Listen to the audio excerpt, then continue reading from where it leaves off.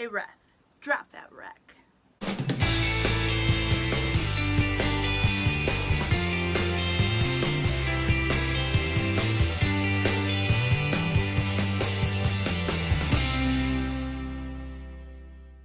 Hey guys, it's Lindsay here, and if you couldn't tell, today I'm going to be talking about different book recommendations that have to do with sports. My favorite sport is hockey, so I'm going to start with some hockey book recommendations. Lately I've been talking about the Puck series a lot because it's a series I need to finish in 2021, and it's just been popping up in those kind of goal videos lately. But Helena Hunting does have her Puck series, and she also has a spin-off series, and there's not much more that I could say than the books follow different hockey players and their girlfriends. And like in this one, Alive for a Lie, the guy is able to kind of keep it a secret that he's a hockey player. It's not the worst thing, because for the guy in this book, he doesn't know who's using him or not because of his hockey player status. And then there's different relationship problems like they all have in all the romance books, but there's hockey thrown into it as well. Sawyer Bennett also has some hockey series. This is from her Cold Fury hockey novels, and she also has the Arizona Vengeance hockey team. Now, if I remember correctly, unfortunately, I think this is one of the only books from the Cold Fury series that you can actually have a physical form of, but I was fortunate enough that my library's Overdrive app had all the books, and they had ebook form and audio, so I was able to listen to all the other audiobooks, which was great. And with Arizona Vengeance, they do have actual physical copies, but I've been reading them in ebook form or listening to them on audio. Again, not much to say except it follows different members of the hockey team and their girls. There's family troubles, couples with kids, couples who are taking a break, and there's just the struggles of their past and being able to trust hockey players because of all the girls, the puck bunnies, who are throwing themselves at the players, so there's some trust issues. So again, all the relationship stuff thrown into these books, but with hockey players. The last hockey books I'm going to talk about are these graphic novels, and I'm sorry because I'm pretty sure I'm going to butcher the name. Ngozi Ukazu.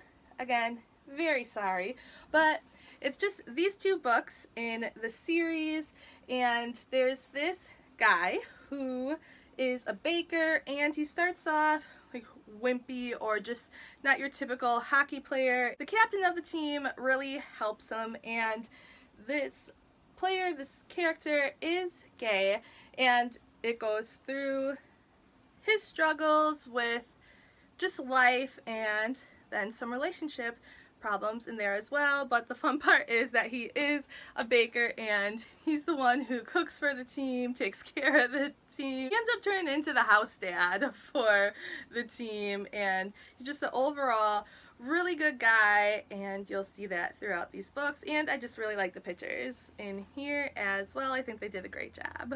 Moving on to football, I have Abbi Glines' series. I've read the first 3. I believe there's 5 right now, maybe 6, not entirely sure, but this is a young adult read following the kids of a football team.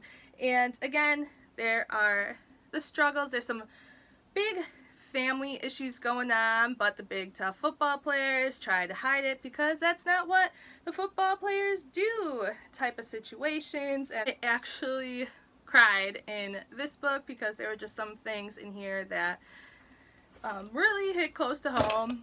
And there goes my hockey stick.